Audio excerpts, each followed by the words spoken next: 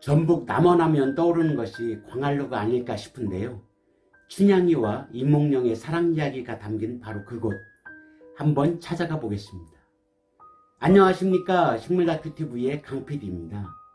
며칠 전 대학교 동창들과 부부 동반 해외여행을 계획했다가 코로나 관계로 국내 여행으로 변경하여 남도 여행을 하던 중 광안루를 방문하였는데, 전통조경 탑사지로 여러 번 찾았던 곳으로 나무들 위주로 살펴보기로 하였으며, 그래서 오늘은 400년 넘게 광안루와 함께 지낸 나무들이라는 제목으로 이야기해 보도록 하겠습니다.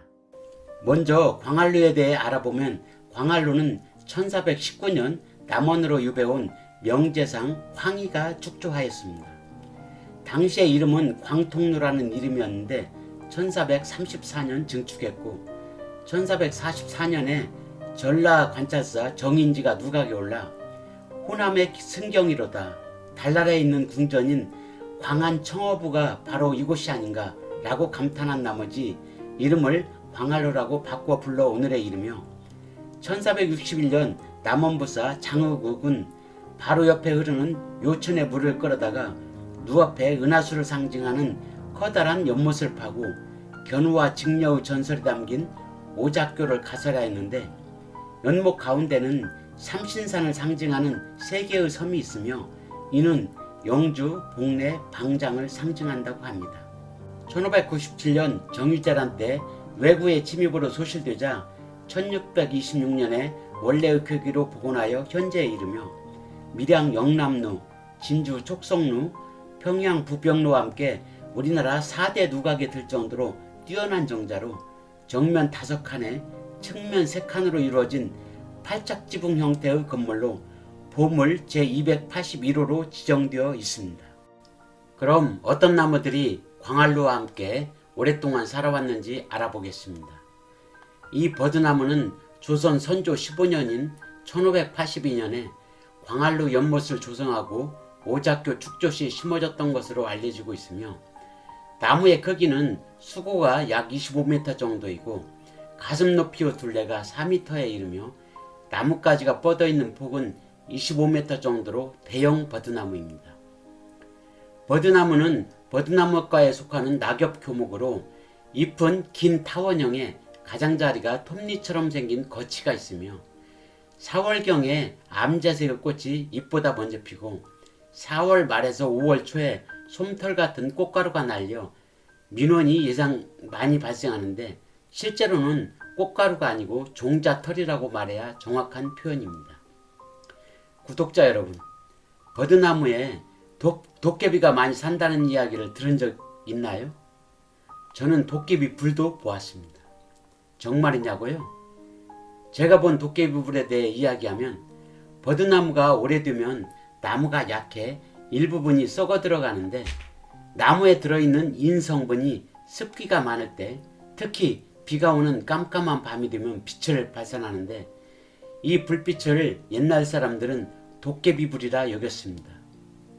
저도 어릴 적에 그렇게 믿었기에 도깨비불로 믿고 있었으며, 어느 지방에서는 도깨비나무라고도 부르고 있습니다. 광안루에는 이러한 버드나무와 잎이 큰 왕버들 등이 아름드리로 연못가에 자라고 있어 연못에 비친 버드나무가 더욱더 운치를 돋보이게 하는 멋진 경관을 연출하는 곳이기도 합니다.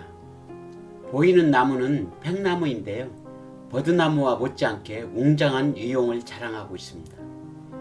이 나무는 약 470년 전 조선 명종 13년인 1558년에 심어졌던 것으로, 광안루원 조성 전 옛 남상관 마당에 정원수로 있었던 것을 기증받아 이곳에 심겨진 것이라고 합니다. 나무의 크기가 18m이고 가슴 높이의 둘레가 3.7m에 가지 끝의 폭은 20m 정도로 웅장함을 자랑합니다. 팽나무는 느릅나무과에 속하는 낙엽교목으로 500년 이상 오래 살고 거대하게 성장하는 나무로서 잎은 어긋나고 약간 두꺼우며 상부 쪽에 톱니와 같은 거치가 있으며, 4월에 잎과 동시에 세 가지에서 꽃이 피는데, 잎 겨드랑이에서는 숫꽃이, 끝부분에서는 암꽃이 피며 열매는 10월에 등왕색으로 익습니다. 느티나무와 거의 유사하여 일반 사람들은 구분하기가 쉽지 않은데, 느티나무는 잎이 길쭉하고 잎 가장자리 전체에 톱니가 있으며 윤기가 나지 않는 반면, 팽나무는 잎이 약간 둥글면서 상부 부분만 톱니와 같은 거치가 있고 잎이 반짝반짝 윤이 난다는 게 다른 점입니다. 팽나무의 열매가 단단하여 나무로 만든 새총이나 대나무로 만든 팽총으로 쏘면 팽소리를 내면서 날아간다고 하여 팽나무라는 이름이 붙여졌다고 하며, 파달만한 열매는 맛이 있어 새들이 많이 찾아오는 나무이기도 합니다. 예로부터 풍수 지리설에 따라 마을의 기운이 부족한 곳에 심어 길을 보완해주는 비보림이나 바람을 막아주는 방풍림, 마을을 수호하는 당산나무로 느티나무와 함께 당산목으로 많이 심어지고 보호되는 나무입니다. 이상으로 400년 넘게 광활루와 함께 지낸 나무들이라는 주제로 버드나무와 팽나무에 대해 알아보았는데요. 사람으로 비유하면 노년의 모습으로 쉬고 싶기도 하고, 또한 몇백 년을 살아오면서 모진 풍파에 지쳤을 법도 하지만, 그럼에도 불구하고 봄에는 잎과 꽃을 피우고 여름철이면 실록으로, 가을이 되면 열매를 맺으며 묵묵히 제 할 일을 다하며 살아가는 모습을 보니 나무의 위대함을, 생명의 존엄성을 새삼 깨닫게 됩니다. 이것으로 모든 영상을 마칠까 하는데요. 다음에는 더 나은 영상을 기대해 보면서, 또한 구독과 좋아요를 부탁드리면서 지금까지 식물다큐TV의 강PD였습니다. 감사합니다.